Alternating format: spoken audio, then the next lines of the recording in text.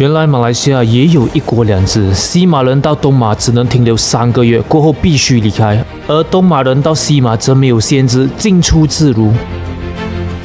为何只有沙巴、沙拉越州拥有自己的移民自主权，而马来西亚其他的州或省则没有呢？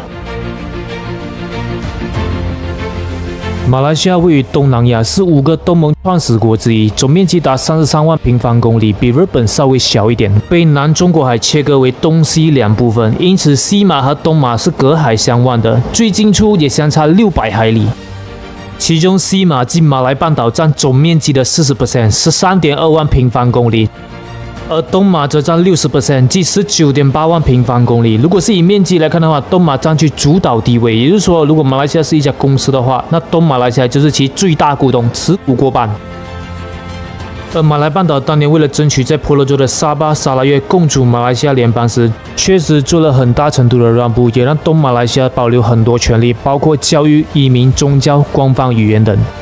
在移民的那部分，当年的马来西亚协定就规定，东马的移民事务应由大马联邦政府和东马政府联合管理。到联邦政府对东马的一切移民事务，应先得到东马政府的首肯。东马政府在入境和出境事务中有保留权，联邦政府不可在没有获得东马政府的同意下擅自修改东马的移民条例。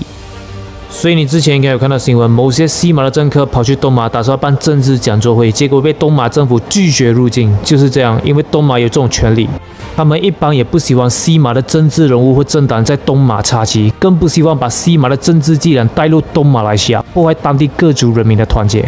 你在东马现在或许也可以看到，不同种族的人可以坐在同一家华人餐室内用餐，而在西马已经没有这种文化了。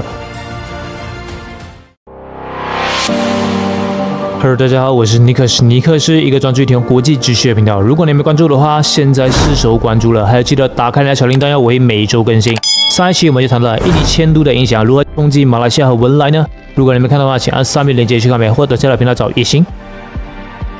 2006年以前，西马人如果要到东马去的话，必须申请国内护照，而且每次只有3个月有效停留期限。在2006年后，马来西亚废除了国内护照，西马人只要持马国身份证就可以进入东马，一样期限不可以超过3个月。如果要在东马工作的话，则需要另外办理工作证，类似大陆人去香港的情况。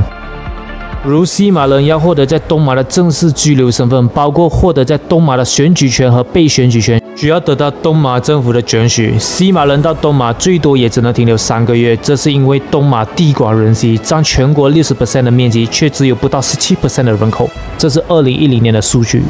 所以可能吸引来自人口稠密的西马的移民。东马担心来自西马的无限制移民会影响他们的利益，因东马希望他们的土地、贸易、职业不被西马的移民所占据。当然，东马也需要发展、需要进步的，因此他们需要来自西马的劳工和技术人员。只是这些人员应该以合理的速度引进。但上述规定是当下的，就西马人到东马会面对这些限制，而东马人到西马则没有这种限制。这不是因为西马没有权利对东马提出类似这种要求，而是西马认为没有这个必要，也欢迎东马人来西马发展。除了移民，东马也在官方语言上与西马不同调。东马除了把马来语定位为官方语言，也把英语定位为官方语言。所以从以上可以看出，马来半岛当年为了争取东马共主马来西亚联邦的时候，做了很大程度上的妥协。现在有很多政策依然保持着倾斜。对此你有什么看法呢？欢迎在下方留言您的宝贵意见，让我们一起交流吧。下期也会继续更新关于东马和西马的故事哟。如果想继续看的话，记得一定要关注我哟。如果你想知道为何马来西亚先后成立3个直辖区呢？其中更包括从东马夺得纳明岛的主权，可以点击上面链接去看，或者下来频道找也行。好，我是尼克斯，尼克是一个专注提供国际知识的频道，我们下期见，拜拜，记得关注或订阅哦。